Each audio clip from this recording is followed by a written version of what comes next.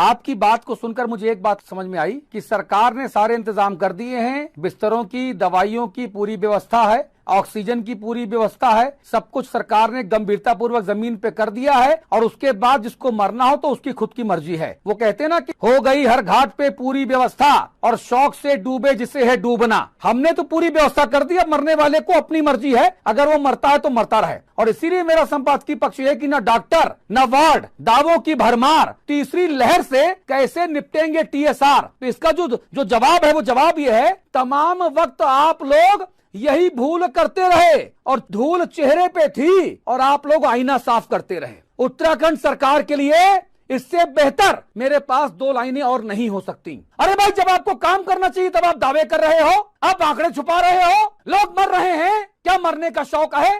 पूर्व मुख्यमंत्री त्रिवेंद्र सिंह रावत के डोईवाला विधानसभा क्षेत्र में 7 दिनों में 9 लोगों की जान चली गई। सरकारी आंकड़ों में एक भी मृत्यु दर्ज नहीं हुई। रुड़की के लिबरहेड़ी गांव में 30 लोग मर गए। ज्वाइंट मजिस्ट्रेट बंसल कहता है कि कोई भी हमारे पास आंकड़ा नहीं है। आपके पास क्या गारंटी कि सब लोग कोविड से मरे? ले भैया, अतुल अग्रवाल जाके गारंटी दे ज्वाइंट मजिस्ट्रेट को।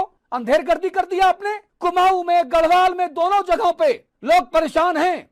चाइल्ड स्पेशलिस्ट डॉक्टर नहीं है। तीसरी लहर कहा जा रहा है बच्चों के लिए घातक होगी। बच्चों के डॉक्टर नहीं है आपके पास, लेकिन बड़े बड़े दावे आप कर रहे हैं। ऐसे आप निपटेंगे तीसरी लहर से? जमीन पर दावों और हकीकत में बहुत बड़ा अंतर है। मुख्यमंत्री और तमाम मंत्री जो ज्ञान दे के जाते हैं ना, जमीन पे उसका लेश मात्र भी नहीं होता, लेश मात्र भी। और इसीलिए हाईकोर्ट को फटकार लगानी पड़ती है, इसीलिए विरोधी दल आपको घेरते हैं, क्योंकि जमीन पे सरकार जो कहती है वो नजर नहीं आता। और लगातार अगर ऐसा होता रहा तो जिस दल की आप नुमाइंदगी करने यहाँ इस खिड़की पे बैठे हैं, वो दल दोबारा सत्तासीन नहीं होगी। क्योंकि जिसके घर का जो व्यक्ति मरा, क्या वो दोबारा आपको वोट देगा? सर, ईवीएम मशीन में कमल का फूल का बटन दबाने से पहले जो घर में जिसकी मृत्यु हुई, क्या उसका चेहरा उसकी आंखों के सामने नहीं आएगा?